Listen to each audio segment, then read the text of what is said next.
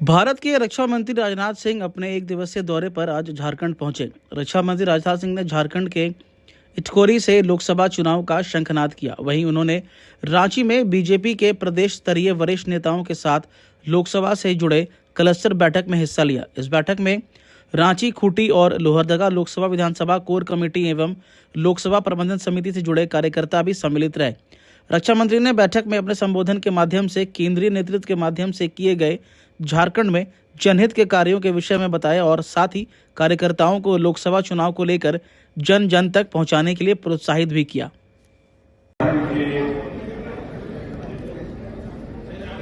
बहुत ही dynamic leader of opposition, ध्यान नहीं दिया। झारखंड के बहुत ही डायनेमिक लीडर ऑफ अपोजिशन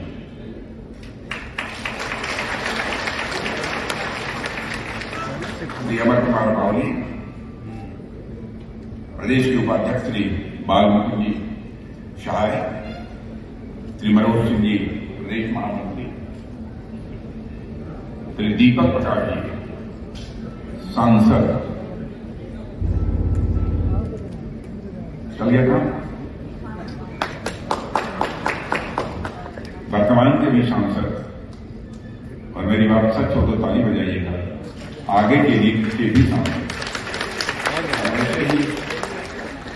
हमारे श्री संजय जी शेख राज्यसभा के सांसद, श्री समीर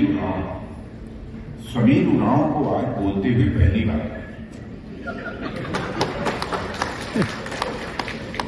संसद में बोलते हैं,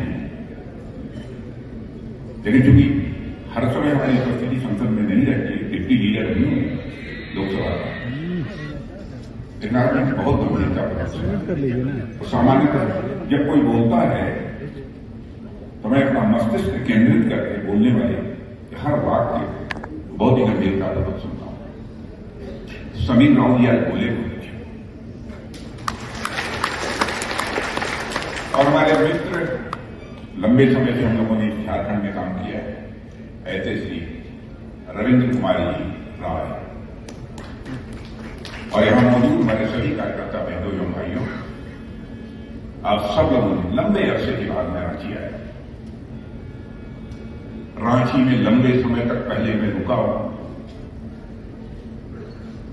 गवर्नर हाउस के सामने मैंने कार्यकर्ताओं को लेकर धरना दिया है, प्रदर्शन किया है,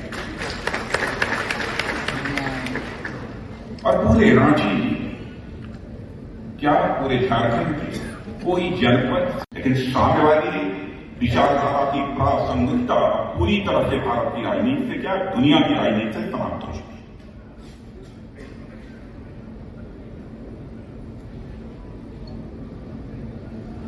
ऐसी राजनीतिक पार्टी में हम लोग काम कर रहे हैं,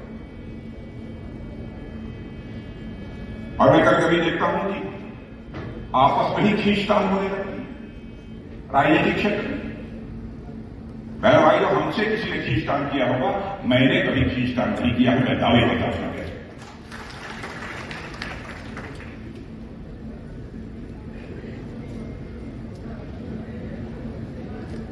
मैं पूरी सृष्टि का संचालन करने वाले विधाता परमात्मा की शक्ति पर मैं पूरा विश्वास करता हूं। देर कहीं हो सकती है, लेकिन विधाता के दरबार पर कभी देर नहीं होती, अंधेर नहीं होती। देर तो हो सकती है, अंधेर नहीं होती। लोग ये कहेंगे कि राजनीतिक कार्यकर्ताओं से आप अध्यात्म की बात कर रहे हैं। अध्यात्म की बात मैं इसलिए कर रहा हूं,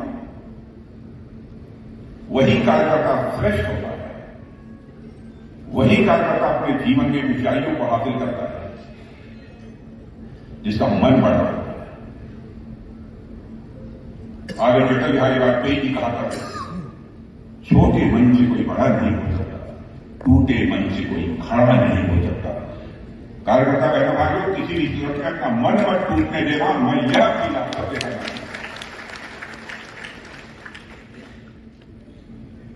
और यह सामर्थ्य यदि किसी के अंदर है तो आप जैसे कार्यकर्ता हूं। मैं शिमला गया, वहीं से आया तो वहां को समझे देश के कई राज्यों में जाकर दूसरी राजनीतिक पार्टी के कार्यकर्ताओं को भी देखा है मैंने, जब कभी कभी अपनी पार्टी के कार्यकर्ताओं से तुलना करता हूं, बहनों भाइयों, मुझे गौरव की अनुभूति होती है। आपके ऊपर जो जिम्मेदारी है, चुनाव का वर्ष है, चुनाव का वर्ष बहुत ही चुनौतीपूर्ण होता है। दिल खोल कर, पूरी हिम्मत के साथ, समय लगाकर, पूरी निष्ठा के साथ, मैं इस निष्ठा शब्द का प्रयोग जानबूझकर करता हूं, हमें लगने की अब आप कहेंगे कि आपके ऊपर गुजरी होती तब आपको समझ में आता है, ऐसे भी सोचने वाले लोग। लेकिन जनता पार्टी ही हिंदुस्तान की इकलौती पार्टी है जो कि धरातल पर काम करने वाले, गांव में काम करने वाले कार्यकर्ता को दो बार पार्टी का राष्ट्रीय अध्यक्ष बनाया। मैं देखता हूं कि कभी कभी कार्यकर्ता को टिकट नहीं मिलता है, बहुत निराश होते हैं, क्या होगा, हमारा भविष्य समाप्त हो गया। मैं कार्यकर्ताओं से कहना चाहता हूं कि केवल कार्यकर्ता नहीं, मानव मात्र के बारे में मेरी जो यह धारणा है, मांगने से कुछ भी प्राप्त नहीं होता।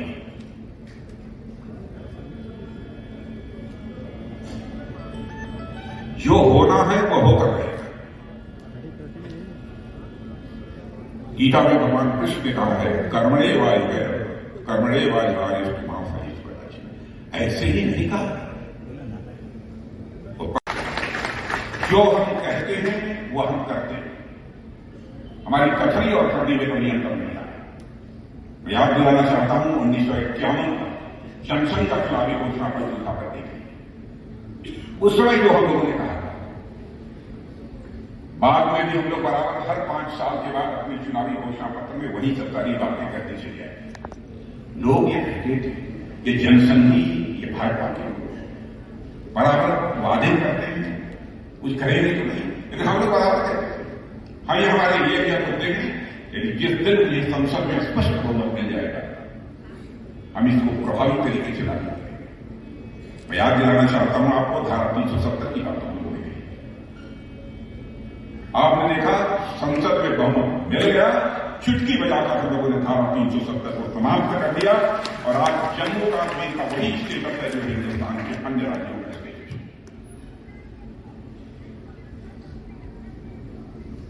हम लोगों ने कहा था कि हमारी सरकार बनेगी तो अयोध्या की धरती पर भव्य राम का मंदिर बन गया। लोग ये कहते थे कि भाजपा वाले नारा लगाते हैं, राम लगा हमारे मंदिर बनाएंगे,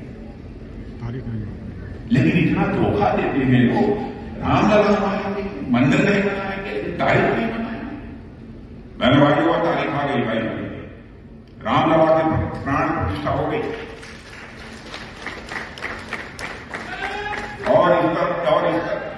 और इस तरफ भी ध्यान दीजिए, रामलला की प्राण प्रतिष्ठा हो गई।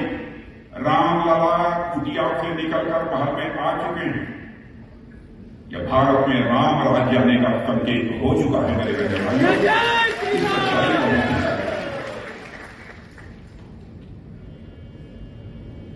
जो भी वादे किए सकते, हम लोग 3 तलाक की बात नहीं। लोग ये कहते हैं कि साहब हिंदू मुस्लिम धर्म में ये संबंध में आप बोलने वाले क्यों होते हैं? अरे मैंने कहा हिंदू हो, मुसलमान हो, ईसाई हो, पारसी हो, जैन हो, सिख हो, सभी तो भारत माता के ही गए। हम क्यों नहीं स्वीकार करते? चाहे हिंदू की मां बहन हो, चाहे मुस्लिम की हो, चाहे ईसाई हो, किसी की, उसकी मां बहन हमारी मां बहन, भारत की परंपरा। हम जो वोट की राजनीति नहीं करते, हम क्या सरकार बनाने के लिए राजनीति नहीं करते, हम देश बनाने के लिए राजनीति करते।